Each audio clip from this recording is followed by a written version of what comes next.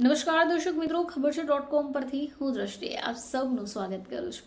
બસ હવે થોડાક જ દિવસો પછી દિવાળી આવનાર છે, ત્યારે દિવાળીને લઈને ઘણા બધા લોકો અસમંજસમાં મુકાઈ ગયા છે.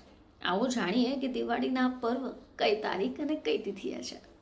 તો આ વર્ષે દિવાળી અને નવા વર્ષની સાચી તારીખો વિશે મૂંઝવણ છે. ખાસ કરી જ્યારે અમાસ 2 દિવસની હોય ત્યારે આ વર્ષે પણ આવી સ્થિતિ ઊભી છે. હવે હિન્દુ કેલેન્ડરને આધારે દિવાળી અને નવું વર્ષ ક્યારે ઉજવશે, ચાલો જાણીએ. તો નવરાત્રિનો પર્વ રંગે ચંગે મનાવ્યા પછી હવે દિવાળીનું આગમન થનાર છે.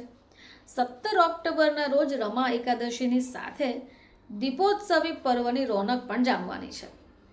હવે જો આપણે પંચાંગની વાત કરીએ તો પંચાંગ અનુસાર 20 ઓક્ટોબરે દિવાળી છે, 21મી ઓક્ટોબરે પડતર દિવસ છે અને 22 ઓક્ટોબરે નૂતન વર્ષ છે.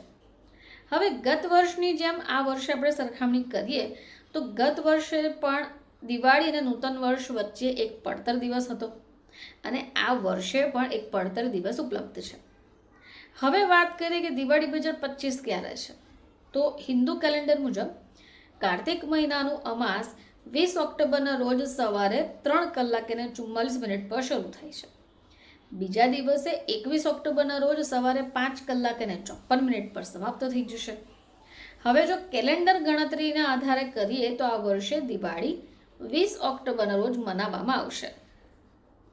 તો હવે આપણે ખૂબ પડતર દિવસ સાંભળી રહ્યા છે, તો આવો જાણીએ કે પડતર દિવસ શા માટે આવે છે.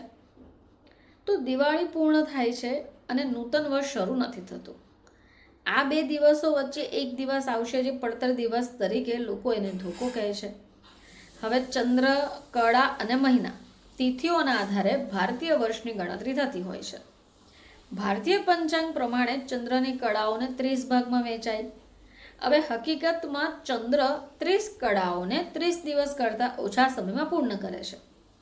હવે આના કારણે શું થશે કે દર મહિને પંચાંગમાં કોઈ પણ તિથિનો ક્ષય અથવા વૃદ્ધિ થાય. જોકે ધોકાના દિવસે સૂર્યોદય સમયે પણ હજી અમાસ જ હોય છે. તો દર્શક મિત્રો, બસ હવે થોડાક જ સમય પછી જ્યારે દિવાળી આવનાર છે ત્યારે હવે કોઈ કન્ફ્યુઝન નહીં રહે. ફરીથી આપ સમક્ષ હાજર થઈશું, ત્યાં સુધી જોતા રહેજો ખબર છે .com.